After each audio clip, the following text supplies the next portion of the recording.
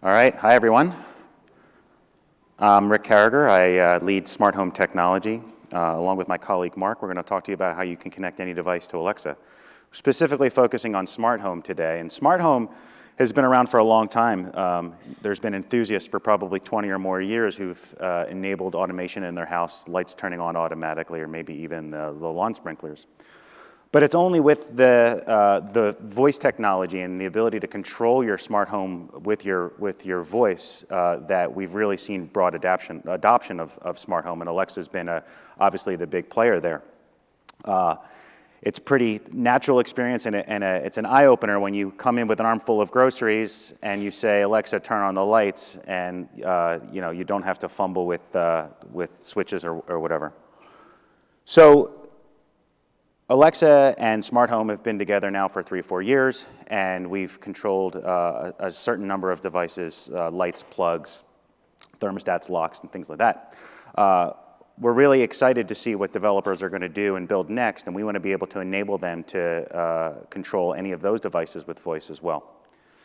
So today, we're going to talk to you about how devices connect to Alexa today. How do those lights get controlled through voice? We're then going to talk about some new APIs that we're launching and some new voice models that we believe will enable you developers to model any device and enable that device to have natural voice control as well as participate in routines. Then Mark will come up and he'll take you through a really interesting demo on how you can use these new APIs and build a device that we probably would never support as a first-class device. So a brief overview of how Alexa works today in controlling smart home. So let's say that you have a Philips light bulb in your living room, and you say, Alexa, turn on the living room lights. That utterance gets passed to the Alexa cloud. The Alexa cloud does, of course, the automated speech recognition and natural understanding to understand that what the customer is trying to do is turn on the living room lights. That turns into a turn-on intent that gets passed to the code and services that my team operates. We look in our records for that particular customer, find the device that's associated with the name living room, as well as find out the manufacturer that the device is owned by. And using that information, we can route a API request to a Lambda that we said it's Philips, so a Lambda that Philips operates. That Lambda then receives a control directive from Alexa and then will proxy that into their cloud, which will then in turn reach into the house of the customer and turn the living room lights on. And this directive-based simple APIs is the way that all smart home control works today. I do want to point out that in the top of the picture here, you see asynchronous responses, proactive state updates. So there are cases where the customer is using either a physical switch or a companion app, maybe the Philips companion app, to control their lights. Alexa wants to know about those state changes too, so we can deliver the most natural experience. And so we expect developers to implement this back channel and asynchronous state update back to us. It works regardless of whether you use an utterance and say, Alexa, turn on the living room lights, or also if you use the Alexa companion app. It all works the same way. Obviously, the companion app doesn't go through this speech section of our APIs. So the smart home skill really has 3 distinct parts. The first is discovery. Discovery is where we call the partner skill and we say, do you have any devices for this particular customer? We get an API response back from the skill. It is a discovery response, and that discovery response essentially says, here's the devices that the customer owns, here's the living room light, here's that light's capabilities. Does that light have the ability to control color? Not all bulbs do. Is it a dimmable bulb? Those capabilities will come back in the discovery response. Once we have the capabilities of the device, we now can control it, and that's the second component. So sending those directives down to turn lights on, set the brightness, lock the door, unlock the door, those are all control directives. And then finally, the ability to know the state of the device at any given point in time to be able to show that to a customer to make it queryable. That's all the state components. So those are the 3 different components of the smart home APIs. We've implemented smart home APIs for specific devices. I've already mentioned them: thermostats, locks, lights, smart plugs. We have very specific APIs that control those specific devices. We call those specialized APIs because they are tuned for those particular devices. And there's a reason we did that, and that's because that's where customers are. When customers started to adopt smart home, they went out and bought Philips light bulbs, and they bought the Nest thermostats. They bought a small set of devices like lights, locks, plugs, and thermostats.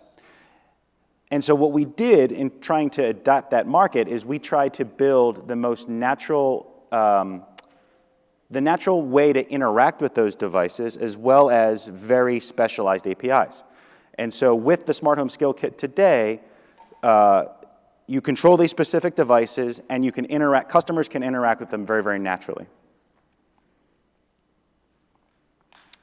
You see, though, in this graph, there's a long tail of devices that we don't have specialized support for. So what about them? What if you want to control one of those devices? How does a developer get their device to be controlled by Alexa? Today, that's via custom voice models. And this is basically just a normal Alexa skill. So with a custom skill, you define your voice model, and you define the control actions that happen behind the scenes. And so for a smart device like iRobot, where we don't have a robot vacuum skill, that's how they've enabled voice control with Alexa, and that's actually a very, very popular device and skill. You may also have a smart device that really does fit one of our specialized APIs, but the full capabilities of your device are not matched by that API. The ecobee thermostat's a really good example. So ecobee is a great thermostat, and they've implemented the thermostat skill. And so now you can say, Alexa, set the temperature to 72 degrees, or turn on the heat. ecobee, though, they wanted to be able to have voice control of, for example, their schedule. They wanted to be able to say, resume the schedule, pause the schedule, or turn on vacation mode. Well, those were not part of the thermostat specialized API. So what ecobee did is they built their ecobee Plus skill. That's that second skill you see there. And that enables them to they've built voice models for controlling the schedule and controlling vacation mode. There's a couple problems with it. The first is there's two skills, and the customer has to know that there are two skills, and they have to know why they need both skills. The second is when you interact with a custom skill, you have to say ask.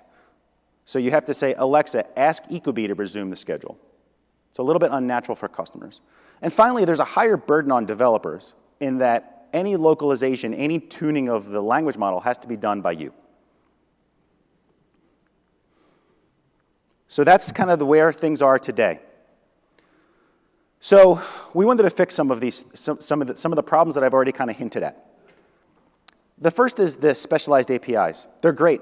One way to think about them is those Lego kits that you can buy in the toy store. I'm a big Star Wars fan. I love building the X-Wing fighter, the Millennium Falcon, the Death Star. You buy that kit, you can build that thing. I can't build a Millennium Falcon with the X-Wing fighter kit and vice versa. So those Lego kits are great, but I wanted to be able to enable developers to be even more creative. I want to give you a box of Legos and have you figure out what you want to do. So we wanted to provide some more generalized APIs that can control broader sets of devices. And the second thing is that friction with those custom skills, we wanted to make that go away, both from a voice perspective as well as from a developer perspective. And so there's 3 integration options that we're presenting today. These are all in developer preview. The specialized capabilities, they're not going anywhere. If you want to build an X-Wing fighter, you should keep building an X-Wing fighter. If you've got a thermostat, use the thermostat skill. It's great. It provides the best way for customers to interact with a thermostat, and it's the cleanest API surface for you to model your capabilities. If your device doesn't match one of those specialized capabilities, next check out the primitive capabilities, and that's what we're going to be talking about a lot today. The primitive capabilities are those general Lego blocks that you can build whatever you want. We've got 3 new APIs, toggle, mode, and range. And we're going to talk about those in subsequent slides, and Mark is going to go through them in a lot of details. And then finally, we've made some improvements to the custom voice model such that you only need one skill, and over time, the need to say ask will go away. So talking about our primitive capabilities, the first is toggle. The toggle is anything that you can turn on or off. Now, we already have a power controller, and a power controller is also turns things on and off, but you can only have one on a device, and it's meant to be the power for the device. But if you think about all the devices that you have in your house and the things that can be turned on and off within those devices, there's lots and lots of them. There's the steamer on the dryer. There's the oven light or the child lock on the oven. I'll talk about this throughout my next couple slides. As a thought experiment, we thought about how we would model a guitar amplifier. So guitar amplifiers have, for example, an overdrive mode. So you could model the overdrive with a toggle. And the voice interaction with that is pretty simple. Alexa, turn on overdrive on the amp. The next one is mode. Mode is for anything that has multiple settings or presets with it. And so simplest example here is the one that you see, which is like a washer or a dryer, where you can say set the washer to delicates or set it to whites. And it has, the mode controller supports both ordered and unordered. So if you wanted to, for example, use fan speeds, high, medium, and low, and name them, you could say set the fan speed to high, or Alexa decrease the fan speed. To go back to our guitar amplifier, mode would be for sound presets. If you have different kinds of sounds that already preset up that gets you to a specific characteristic of sound, you could use a mode controller for that. And then the final primitive capability is range. Range is just any numeric value. Again, you have lots of these in your house. Think about anything that has a temperature in your oven, your refrigerator, or range, your iron. Volume, fan speeds, and if you wanted to use numeric fan speeds, if that's how you wanted your customers to interact with your skill, you could use a range. And so Alexa set the oven to 300 degrees would be a natural utterance you could use with a range controller. And so if you think about toggle, mode, and range, and you think about the ways that you interact with the physical world in your house, it's going to be hard to find, we think, something that can't be modeled using toggle, mode, and range. And so we're pretty excited about just these kind of generic Lego building blocks. We said that custom utterances were a little bit difficult for both developers and customers, and so we're making a couple steps to make that better. The first is the capability to have multiple models on a given skill. So today when you add a skill, you have to select the model for that skill, which it might be smart home or video or custom.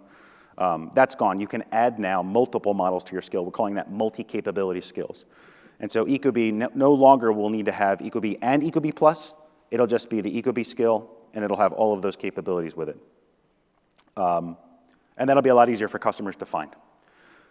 And then we're also announcing name-free skill invocation. So this is the ability, instead of saying, Alexa, ask ecobee to resume the schedule, you could just say, Alexa, resume the schedule. So both of those are also in developer preview and will launch soon. Now, one thing I want to point out, the primitive capabilities have relatively simple utterances: turn on, turn off, set to, that sort of thing, increase, decrease. You may find that your particular branding requires something a little bit more custom, and that's where you still probably want to be able to leverage custom skills alongside the generalized capabilities. One example would be a grill, where you want to be able to say, Alexa, turn on the grill. We've got that covered. That's handled by the power controller. You might want to say, set the burner to high. You could model that through a range or a mode. But maybe you want to be able to say, Alexa, fire up the grill. Well, that's not something that our voice model supports. And so in order to do that, you could add the custom model to your skill, put in that custom utterance of fire up, and then everything would happen, and your brand would be kind of reflected in the skill alongside all of these natural capabilities. All right, I'm now going to turn it over to Mark. Mark's going to come up and show you how this works in more detail. 1, 2. All right. Hey, everybody. Thanks for coming to our breakout. My name's Mark Aiken. I'm a principal engineer and I work on Alexa Smart Home. And I'm going to walk you through some of the details of how this actually works, right? We're really excited to give you these Lego blocks. We expect that that'll let you integrate a whole bunch of new device types with Alexa with less effort. I'm going to show you some detail about how you can actually leverage that. So to make it tangible, we're going to use a running example. We're going to use this device as an example. And I want you to imagine, because this is just the control panel, this is a Moen shower. It's a really high-end model. And this is the control panel for the shower. So obviously, you're not looking at the actual shower outlets. These are just the controls. And what I'm going to show you is today in the smart home APIs, we don't have a shower controller, right? Those specialized capabilities that we've built for specific device types haven't gotten to shower yet. But I'm going to show you how, if this were your device to integrate with Alexa, you could use the new general purpose, the primitive APIs, to hook up all the device functions. You're not reliant on us to have supplied a shower controller. And the kicker is, you can integrate all these functions and get an Alexa-supplied voice model. You don't actually have to write the whole voice model for this device anymore. And I'll show you how you can accomplish that. Let's take a look at what we're actually going to be hooking up. So this control panel will get built into the wall, right? You see a big power button for turning the whole thing on and off. This device lets you fiddle with the water temperature, which you see on that screen, right? Apparently the water coming out of this thing at the moment is 100 degrees. So the red up and the blue down arrow control that. This particular model has 2 shower outlets. There's an overhead one and a handheld one, and there are buttons for turning each of those on and off individually. And then there's a 1 button and a 2 button. The customer in the Moen application can store combinations of settings under either 1 or 2, right? So the idea is you jam number 1, and it does all the combination of number 1 settings. Okay. Rick mentioned just a few minutes ago kind of the 3 basic functions that a smart home skill has to implement. That's discovery, control, and state.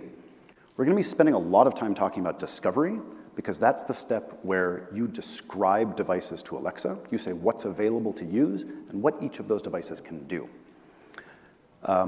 Discovery is the step that happens first, right after your skill is installed. So once the customer's picked your skill, installed it, there's an account linking step where we get some OAuth credentials. Then the first thing that happens is Alexa sends you a discovery request, which is just a JSON blob.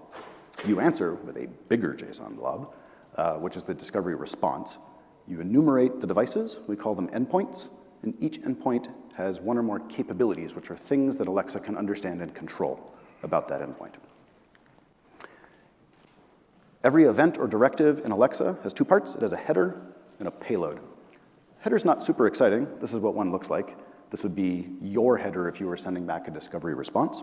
And as you can see, it basically says, I am a discovery response. The event has a unique ID. The payload is more interesting.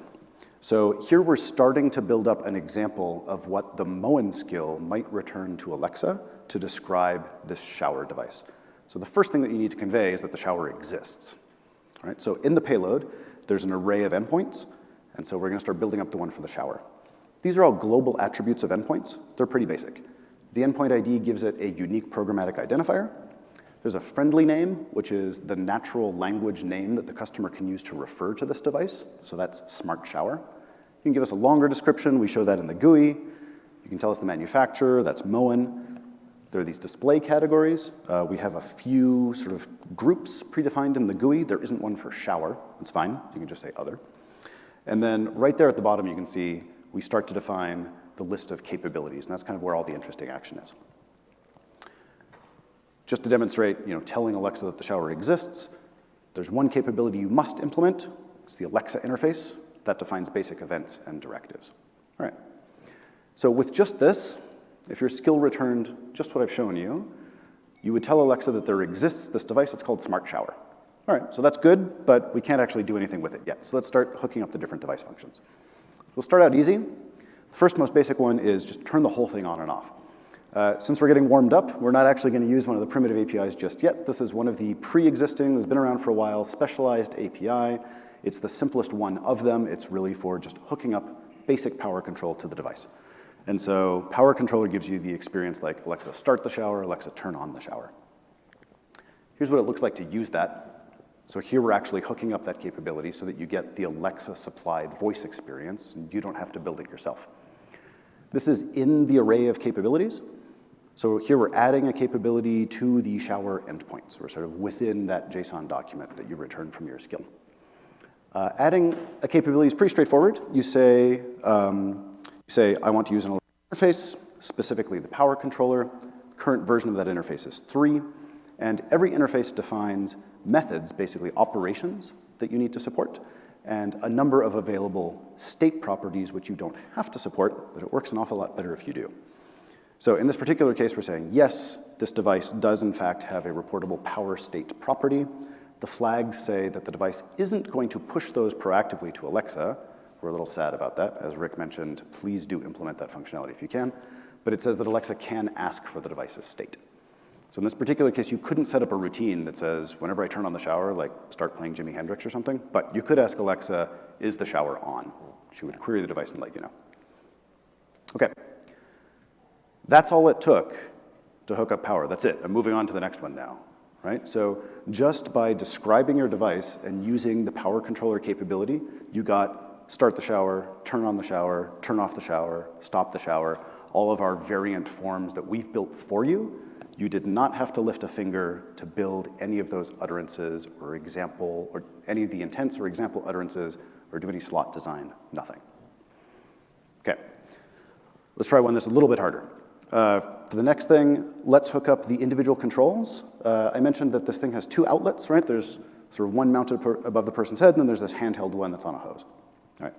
And each of those outlets can be individually controlled. So for this, we are going to use one of our new primitive, the building block APIs. We're going to use toggle controller. So here comes one of the first wrinkles. Until now, we had these opinionated APIs, specialized APIs, and you could only use one of each kind of controller on an endpoint. And that was because until now, it didn't really make any sense to have more than one. For example, if you've got the power controller, it's for turning the device on and off. It doesn't mean a lot to say, I've got an endpoint, here's what you need to know about it. It can be turned on and off, and then say, another separate thing you need to know about it, I can also be turned on or off, right? Like, it doesn't make any sense. For toggle, though, toggle's a generic building block. We expect that for a complicated device like this, you may need to use more than one instance of the same primitive controller. For this one, we need to use 2 toggles, one for the upper shower, one for the lower shower. So we've added a mechanism that didn't exist before. Here we're adding the toggle controller to the discovery response. There's a new field, which is this instance identifier. This does pretty much what you think it does, right? You can assign, you can make up a unique identifier for this instance of the toggle controller. Whenever we communicate with your skill, we'll specify the instance of toggle controller that we mean, so you can have more than one. The rest of this should be starting to look familiar. The toggle controller comes with a single state property. It's called toggle state. And this is saying, yes, that's supported. No, I won't tell you about it, but you can ask. All right. That's all it takes to hook up the individual controls for the overhead and the hand shower. You still haven't done any custom voice development. You haven't had to do anything about the voice model. You get turn on the overhead shower, start the overhead shower, turn on the handheld shower, turn it off. All those utterances are supported just by opting into the toggle controller. Actually, I lied. You need to give some additional configuration to the toggle controller to let us know what this setting is actually called, like how customers should refer to this individual setting on the device, right? There's one toggle for the overhead, and there's one toggle for the handheld shower. So this is also a new thing. The primitive capabilities need a little bit more configuration than the really specialized ones. And one thing that they need is that natural language terminology. So we call this the friendly name, right? Before a whole endpoint has a friendly name, this device's friendly name is Smart Shower. But now you can give the individual capabilities friendly names as well. You can have more than one. We call those synonyms. The first one's a little bit special. We'll show it in the GUI, right? So that's the one that you want to be premier, but you can give us any number of sort of aliases, and all of those will work via voice. Here's what it looks like to configure those in the discovery response. So you give this capability resources block, right? And one of the aspects of configuration you can specify in there is the friendly names.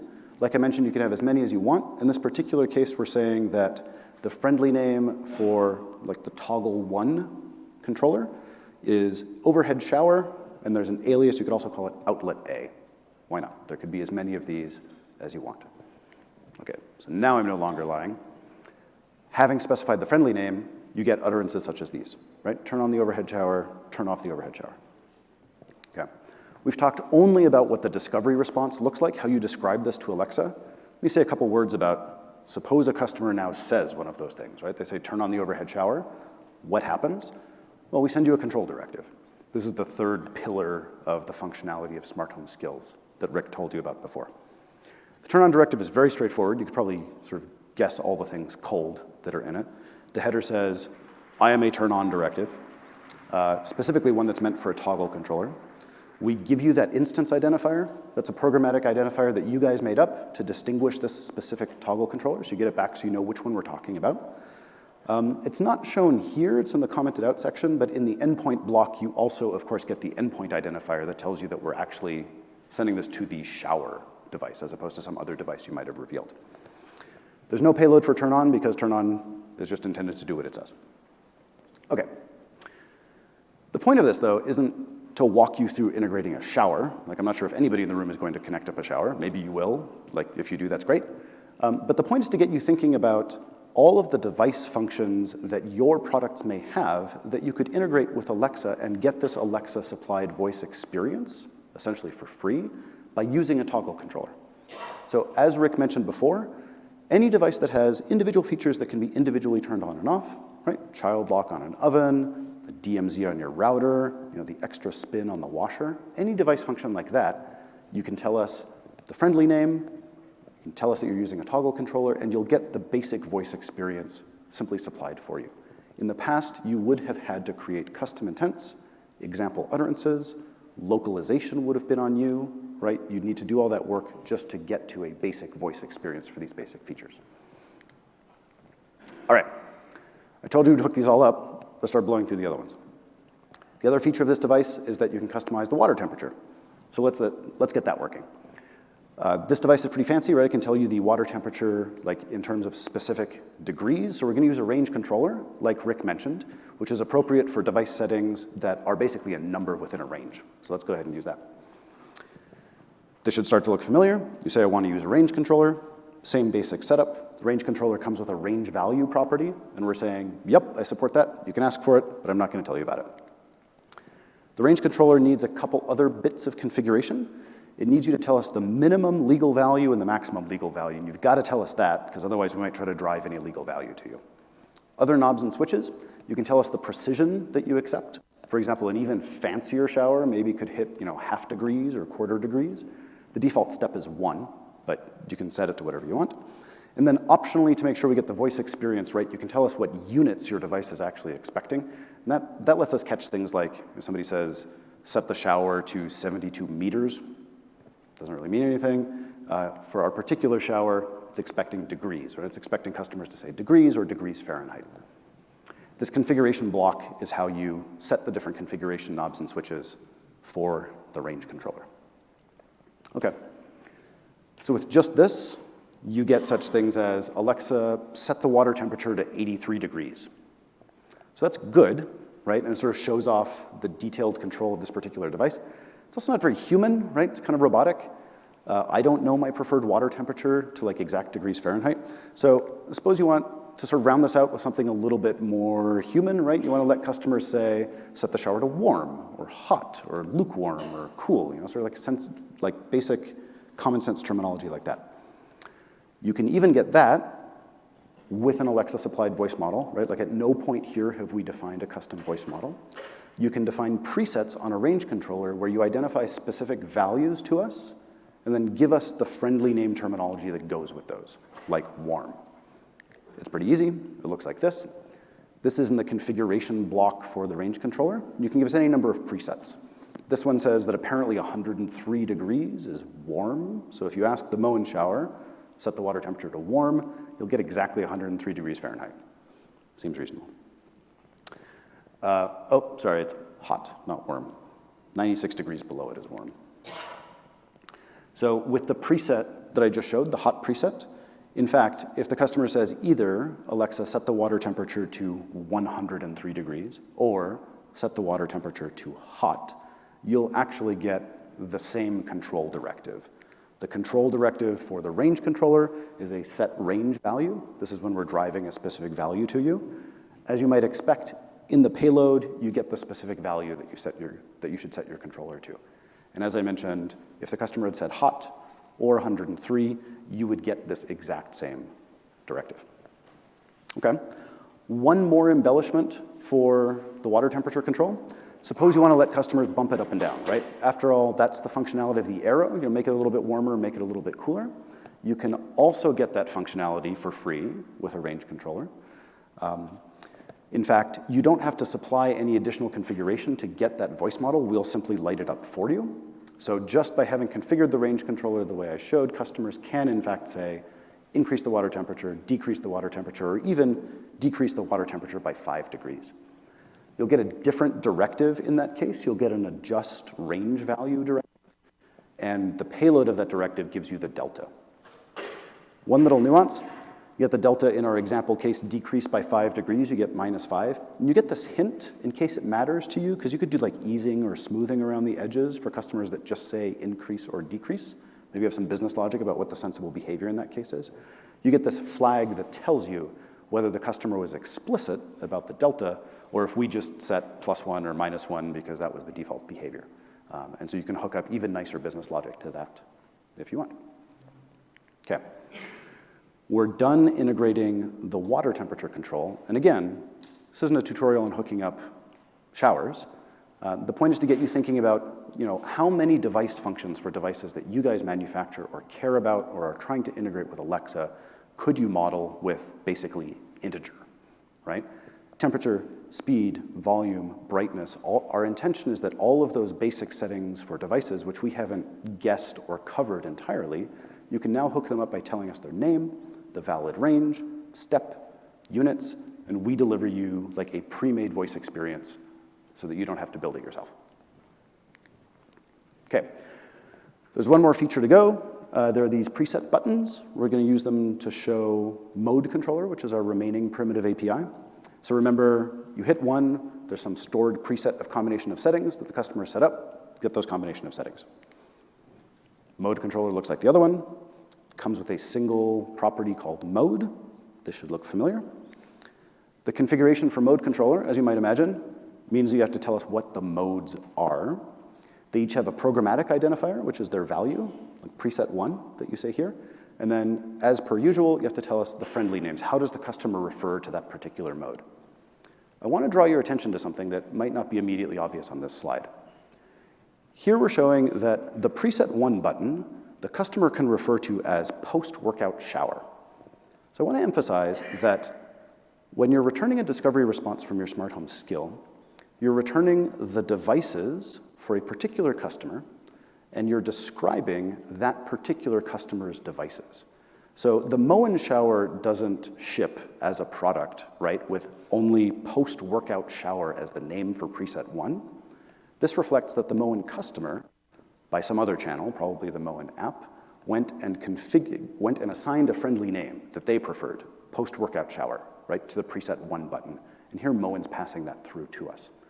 I just wanted to mention it because I didn't want you to get the idea that all of this discovery response is on a per device class basis. It can be personalized to your particular customer. So you can pass through settings that reflect how the customer set up their device. So just with that, now the customer can say, Alexa, turn on post-workout shower. You're kind of getting the pattern here, right? If they do that, we will send you a set mode directive. As you might imagine, the payload says your programmatic identifier for one of the modes that you called out to us. And again, the point is, think about what you can do with mode controller. Rick mentioned an application of mode controller earlier that might also not be immediately obvious. So you can use mode controller for like cycles on a washer, right, where there's just some set of alternatives. There's delicates and whites and wool. That's fine. But you can also use it for a setting that you might think of as more of a range, right, but that just has a few stops. So most fans can't control their speed to within exact RPM, right? So there might be a little bit of a stretch to use a range controller for that. Simple fan might have off, low, medium, high. Things like that, where there are simply named stops, there's no numeric value involved, are appropriate to build with Mode Controller. Mode Controller has this extra little feature built into it where you can pass the ordered flag as true. And if you do, you're letting us know that it means something for the customer to say, increase the fan speed, decrease the fan speed. And if they do, we'll send you a directive that's for that. Very similar to the Delta directive that we saw earlier for the range controller, which is adjust mode. As it turns out, the payload that you'll get today for adjust mode is always either +1 or -1 to reflect, please increase or please decrease. Okay.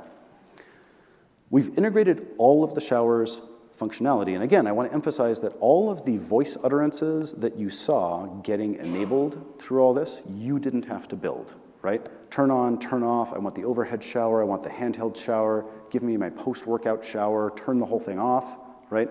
All of that are sort of templated voice experiences that we've built within Alexa that you can simply activate by using these capabilities. I want to talk about a couple additional mechanisms that come with them because using these at scale mean that you face certain challenges that we've also tried to think ahead and help you with. So the first one is, if you think about it, I've said, hey, you don't have to build your own voice experience, but you do need to supply the friendly names for all these settings, right? There's whites, wool, delicates, whatever the modes are. Alexa runs in several languages.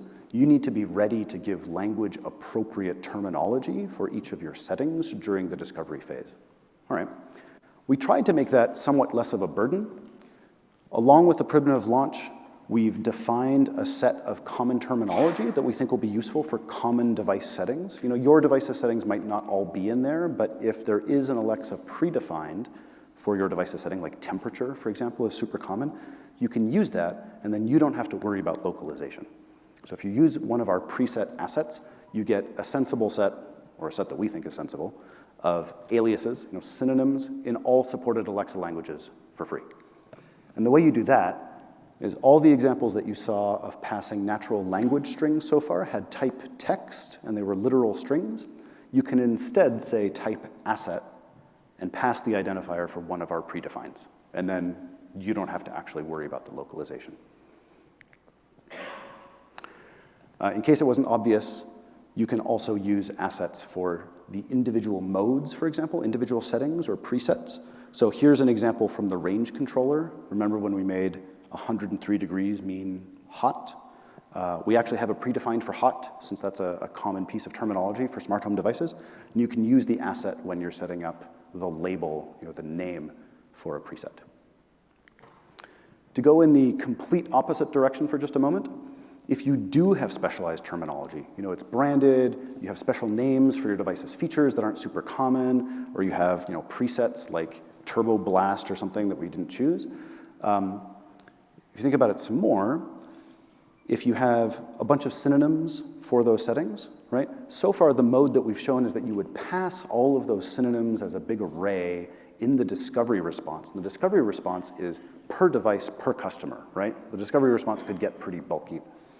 We've also made a mechanism where, kind of similar to the music catalog, there are a couple other examples of this in Alexa, you can sideload your catalog of language assets so that you're not passing all of that bulk of synonyms back and forth and having to redrive discovery messages when the customer changes language, all of that. So the catalog is just a giant JSON file. You can upload it through the developer console, and it looks like this. It's just a giant list of your assets. Every asset has a unique identifier, so this is the preset 1 asset. And you can give us a map of what the human language terminology is and any number of synonyms on a locale by locale basis. So here there's the English string preset 1, and there's a continental French version as well. And so you can cover all the languages this way. All right. The last thing that I haven't talked about, in case you noticed, was, remember we set out to improve two things. We wanted to reduce the effort and the lifting that you have to do to hook up particular device functions. And then we also wanted to lower the friction when you do choose to build a custom voice experience to round that out. There's one mechanism that you should know about in order to get the best seamless voice experience when you try to supplement the Alexa-built primitives voice experience with your own operations. Might not be immediately obvious, but in the discovery response, you can give back multiple devices. For us to be able to get rid of the tell ecobee or tell Moen, Alexa needs to know which of your custom intents actually makes sense against which of your endpoints. So we need to know that if you reveal like a shower to us and a toy car to us, that it means something for the customer to say, drive forward to the car, but it doesn't mean anything to say drive forward to the shower. The mechanism for this is custom intent. You simply tell us, you simply name the custom intents that your skill implements that make sense for a particular endpoint. In this example, Moen has a customized shower name intent, which is probably for like setting a new friendly name for the shower. It's not something we support out of the box.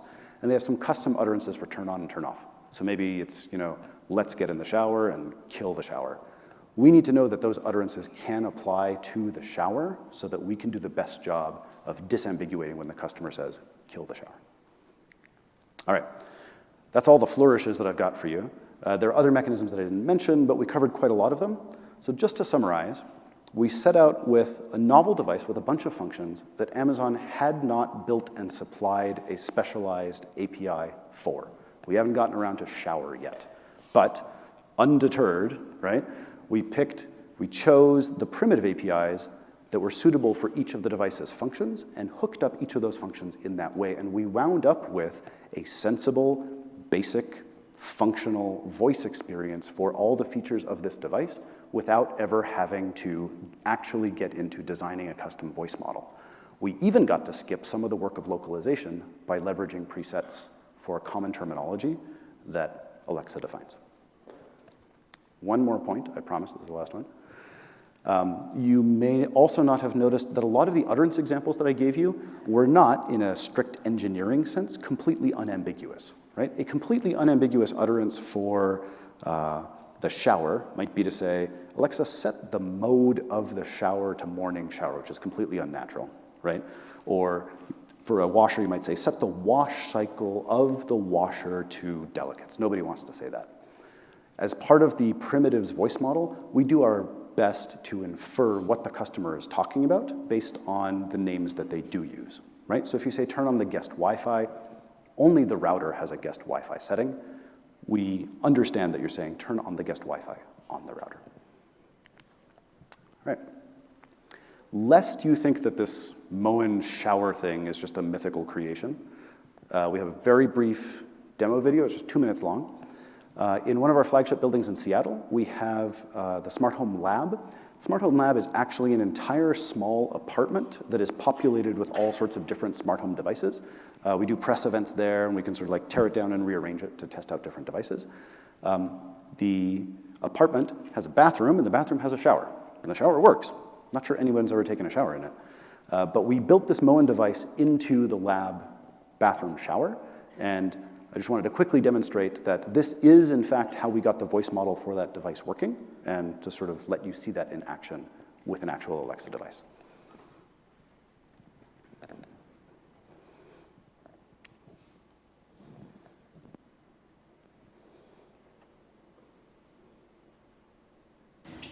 Alexa, start the shower.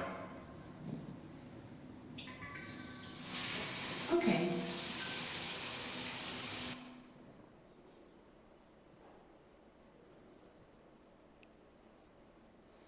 Alexa, set the temperature on shower to 108 degrees. Okay.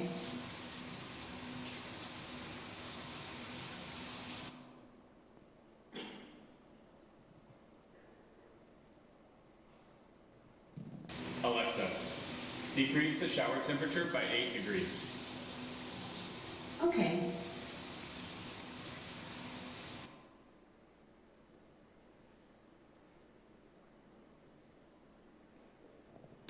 Alexa, turn on right body spray. Okay.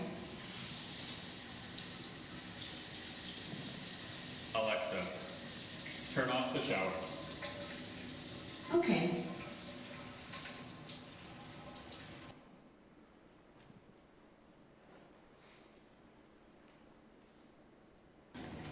Alexa, turn on workout shower. Okay.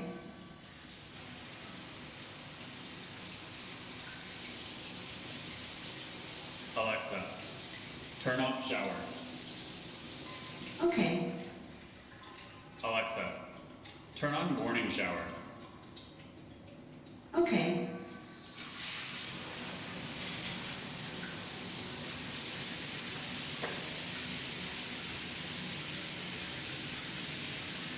Alexa, turn off shower. Okay.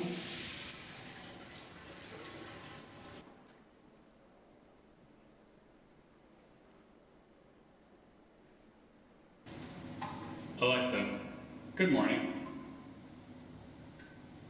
At the moment, traffic on your commute looks pretty clear. The fastest route takes about 7 minutes via First Avenue and Blanchard Street. Right now in Seattle, it's 53 degrees Fahrenheit with cloudy skies. Tonight's forecast has mostly clear skies with a low of 41 degrees. Alexa, turn off shower. Okay.